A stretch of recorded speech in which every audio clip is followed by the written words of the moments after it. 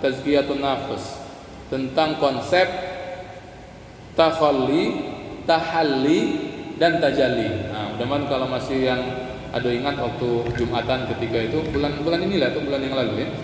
Itu konsep tentang tazkiyatun nafs, pensucian diri. Apa yang disucikan? Dalaman kita itu, hati kita ini, jantung kita itu.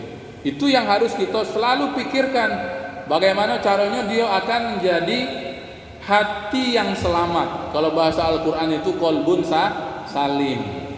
Ya, itu untuk kehidupan nanti di akhirat. Qalbun salim perlu, nanti kita sampaikan ayatnya. Untuk kehidupan dunia waktu kita meninggal, kita berharap dengan jantung, dengan hati yang baik tadi itu, nanti meninggalnya itu dipanggil dengan Allah, dipanggil oleh Allah dengan panggilan yang merdu dari surah Al-Fajr. Apa itu penutupnya itu? Ya ayyatuhan nafsul mutmainnah, wahai jiwa-jiwa yang tenang, irji'i ila rabbiki radiyatan maradiyah, pulanglah ke hadirat Tuhanmu dalam keadaan yang diridhai lagi meridhai. Fadkhuli fi ibadi wadkhuli jannati, masuklah dalam golongan hambaku, masuklah dalam surgaku. Panggilan nafsul mutmainnah, jiwa yang tenang. Nah, ya, pertanyaannya sekarang adalah apakah kita sudah mempunyai jiwa yang tenang?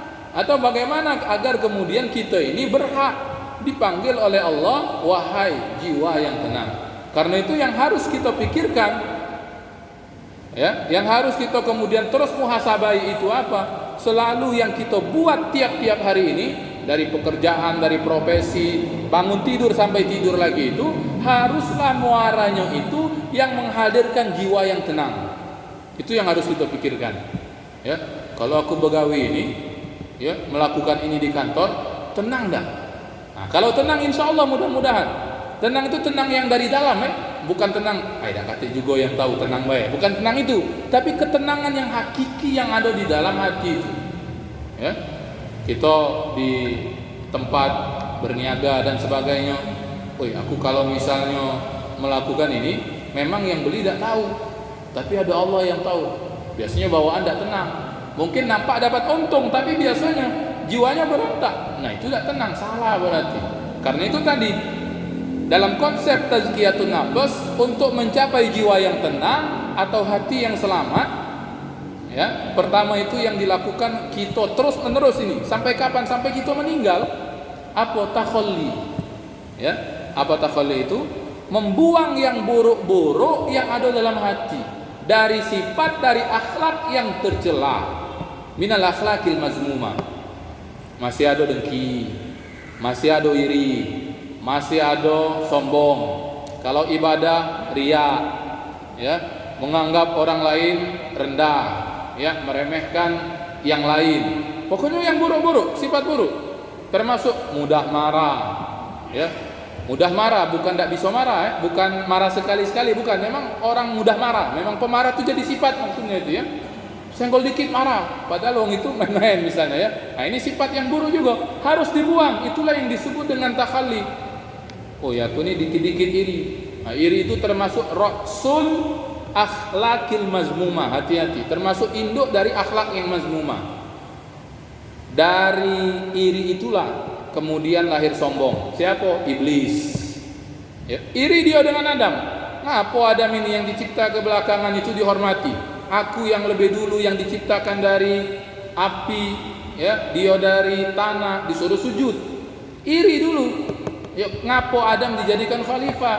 Dengki dulu, baru kemudian sombong. Khalaqtani min nar wa khalaqtahu min tin. Engkau ciptakan aku Tuhan dari api, dia itu dari tanah. Menurut dia api lebih baik daripada tanah. Ya, iri, dengki bisa kemudian menyebabkan dan menghadirkan dosa yang lebih besar. Apa? Pembunuhan. Siapa itu? Qabil dengan Habil, anak Nabiullah Adam alaihissalam. Itu kan sebabnya iri dulu.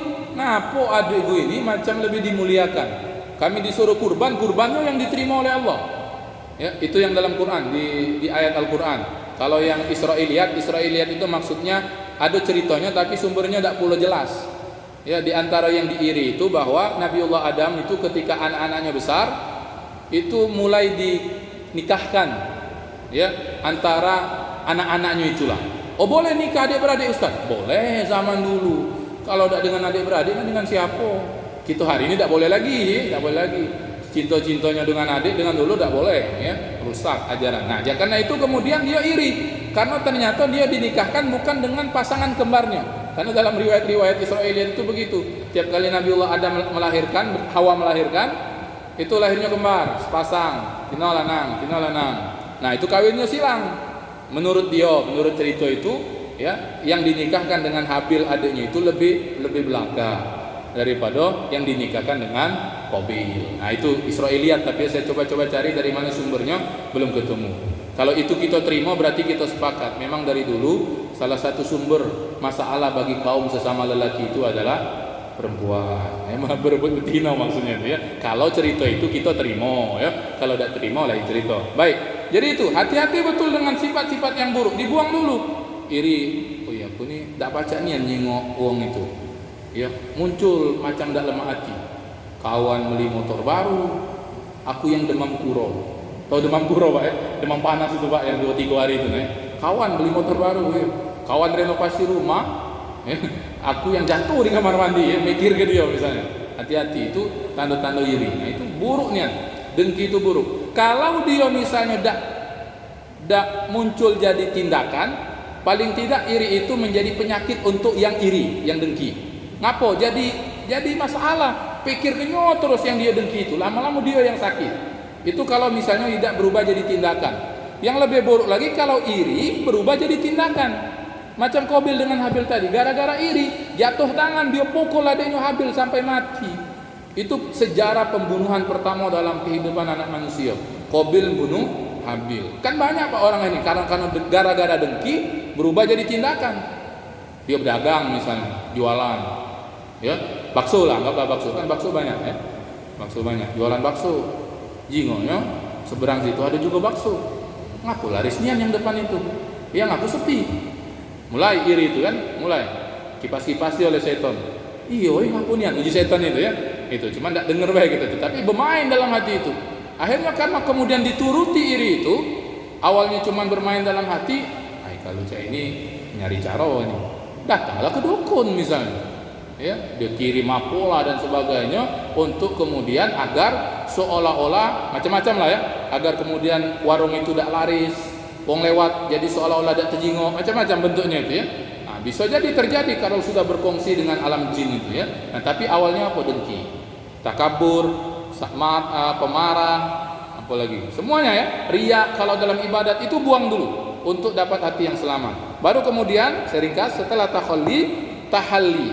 Sudah yang buruk tadi lah kita plong ke. Irinya lah dibuang, sombongnya lah dibuang, dengki, riya, ya, merasa hebat, merasa lebih dari yang lain lah dibuang. Kosong hati kita, isi dengan yang baik. Ya, bisa juga sekaligus latihannya itu, irinya dibuang, ganti dengan ridha terhadap apa yang Allah berikan untuk kita. Karena iri itu biasanya karena tidak ridha dengan yang Allah berikan untuk orang lain. Sombong, ya, buang dulu. Tahallinya ganti dengan rendah hati. Riya dalam ibadah buang, ganti dengan ikhlas, ya. Pemarah buang, ya. Takhalli buang, tahallinya dengan sabar. Nah, begitu padanannya itu. Yang buruk dibuang, datang ke gantinya yang baik. Sudah terus itu selama kita hidup, maka mudah-mudahan nanti buahnya dan hadiahnya adalah tajalli. Apa tajalli? Kita dekat dengan Allah. Kalau hati kita lah selamat, ya. Nah, dengan hati yang selamat itulah kita akan kembali kepada Allah. Allah katakan di Quran surah Asy-Syu'ara, "Yauma la yanfa'u malun wala banun illa man atallaha biqalbin salim." Akan tiba hari yang tak berguna lagi harta, tak berguna lagi anak keturunan, kecuali yang berguna itu adalah orang yang datang kepada Allah, menghadap Allah dengan hati yang selamat, ya. Saya rasa itu yang bisa disampaikan sebagai syarah dari hadis yang ke-6 ini. Secara ringkas, pertama, jauhi yang syubhat agar tak jatuh dalam yang haram. Yang kedua, selalu perbaiki hati. Mudah-mudahan kita semua dikaruniakan oleh Allah qalbun salim atau hati yang selamat dan jiwa yang tenang, yaitu an-nafsul mutmainnah. Allahumma amin ya rabbal alamin.